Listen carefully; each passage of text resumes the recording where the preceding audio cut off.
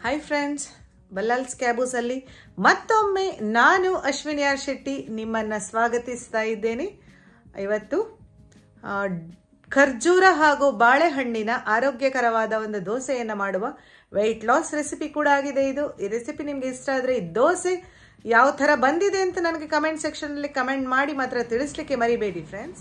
ಮೊದಲಿಗೆ ಬೀಜ ತೆಗೆದ 10 ರಿಂದ 15 ಖರ್ಜೂರವನ್ನ ಮಿಕ್ಸಿ ಜಾರಿಗೆ ಹಾಕಿಕೊಳ್ಳುವ ಸೀಡ್ಲೆಸ್ ಡೇಟ್ಸ್ ಇದು।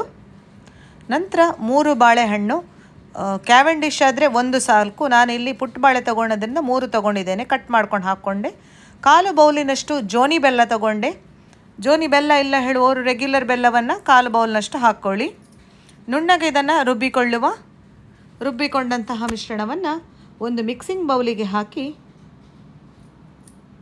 ಅದಕ್ಕೆ ಒಂದು ದೊಡ್ಡ ಬೌಲಿನಲ್ಲಿ 1 ಬೌಲ್ನಷ್ಟು ಗೋಧಿ ಹಿಟ್ಟು, ಕಾಲು ಬೌಲ್ನಷ್ಟು ಅಕ್ಕಿ ಹಿಟ್ಟು, ಅದೇ ಬೌಲ್ನಲ್ಲಿ ಕಾಲು ಬೌಲ್ನಷ್ಟು ಅಕ್ಕಿ ಹಿಟ್ಟನ್ನು ಹಾಕಿದೆ, 1 ಬೌಲ್ ತುರಿದ ತೆಂಗಿನಕಾಯಿ, ರುಚಿಗೆ ತಕ್ಕಷ್ಟು ಉಪ್ಪು, ಸ್ವಲ್ಪ ನೀರನ್ನು ಹಾಕ್ಕೊಂಡು ಫಸ್ಟಿಗೆ ಚೆನ್ನಾಗಿ ಮಿಕ್ಸ್ ಮಾಡಿಕೊಳ್ಳುವ ಗಂಟಿಲ್ಲದಂತೆ।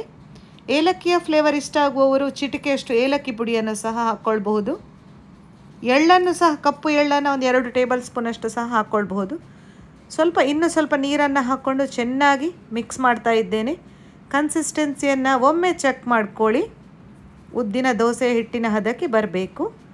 ಒಂದು 10 ನಿಮಿಷ ಇದನ್ನು ಮುಚ್ಚಿಟ್ಟು ರೆಸ್ಟ್ ಮಾಡುವ। ಆಫ್ಟರ್ 10 ಮಿನಿಟ್ಸ್ ಬಿಸಿಯಾದ ತವದ ಮೇಲೆ 1 ಸೌಟಿನಷ್ಟು ಹಿಟ್ಟನ್ನು ನಿಧಾನವಾಗಿ ಸ್ಪ್ರೆಡ್ ಮಾಡಿಕೊಳ್ಳುವ।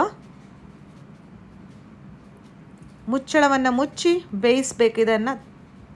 ತುಪ್ಪ 1 ಟೇಬಲ್ ಸ್ಪೂನ್ನಷ್ಟು ಹಾಕಿಕೊಂಡೆ, ಶುದ್ಧ ಹಸುವಿನ ತುಪ್ಪ।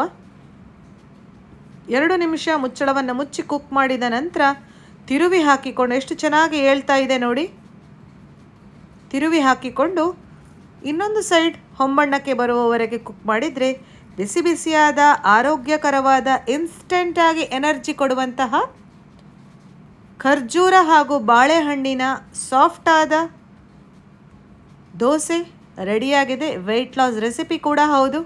ವೆಯ್ಟ್ ಲಾಸ್ ಮಾಡುವವರು ತುಪ್ಪವನ್ನು ಸ್ಕಿಪ್ ಮಾಡಿಕೊಂಡು ರೆಡಿ ಮಾಡ್ಕೊಳ್ಳಿ, ಬೆಲ್ಲ ಹಾಕಿದ್ರಿಂದ ಆರೋಗ್ಯಕ್ಕೂ ತುಂಬ ಒಳ್ಳೆಯದು।